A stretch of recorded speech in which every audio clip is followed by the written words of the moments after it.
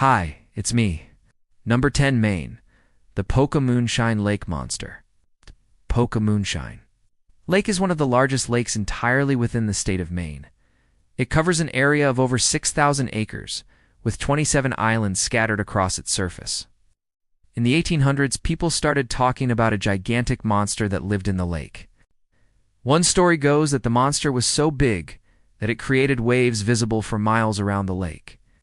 Many people saw it, or so they say, and even more heard its loud roar as it moved through the water.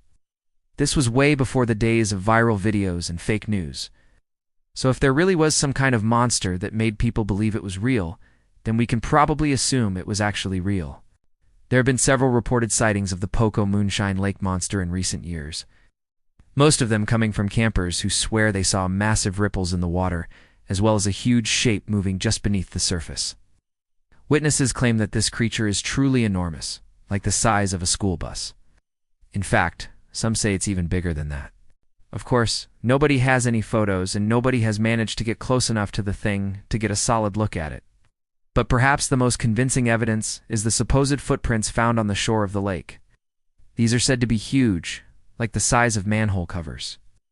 And yet no one has been able to definitively link these footprints to the alleged beast. There have been no DNA samples taken from the footprints, nor have any police or scientists ever come forward with any kind of report. This particular cryptid has also been called the Lake Champ, possibly after Champ, short for Champlain, which refers to the famous lake monster from Lake Champlain between Vermont and Canada. The first written record of the Pocomoonshine Lake Monster comes from 1896. According to a local legend, the monster was killed by a group of ice fishermen. They were out on the lake when they saw the monster rise up out of the water and start thrashing around. The men shot at it until it went down. Then they pulled it onto the ice where it died.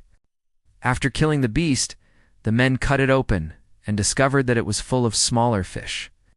It's possible that this was some kind of giant eel, though no one knows exactly what it could have been. Another alleged sighting of the Pocomoonshine Lake Monster happened in August of 2013. Two campers were awoken in the middle of the night to what sounded like screams in the forest. Then they heard a loud splash in the water. When they went outside to investigate, they say they saw the creepiest thing. Someone or something had created a huge wave in the lake. The water had literally risen up and crashed back down in a wall of water over 10 feet high. These campers didn't see the actual monster, but they definitely saw the wake left behind. It was huge, long, and serpent-like.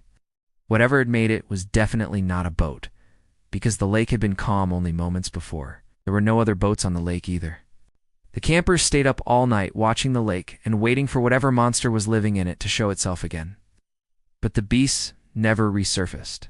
Another alleged sighting was reported by a guy named Kyle Hopkins, who was out on his kayak fishing, when he spotted a pair of eyes glowing in the dark. At first he thought it was a pair of headlights from a car on the road, but then he realized there were no roads anywhere near the lake. Kyle paddled closer and closer until he was right next to the glowing eyes. That's when he saw the huge ripple marks in the water. Whatever was in the lake was truly massive, moving around just beneath the surface. Kyle got so close that he almost capsized trying to get a better look. All he saw were those eyes staring back at him. Sometime after that, a large shape rose out of the water and slithered away into the trees. Kyle claims he could have reached out and touched it, but he didn't want to. It was too creepy. To this day, he still wonders if he really did see a monster, or if he had just imagined it in his head. Thanks for watching. Remember to subscribe if you haven't already, and I'll see you next time. Bye.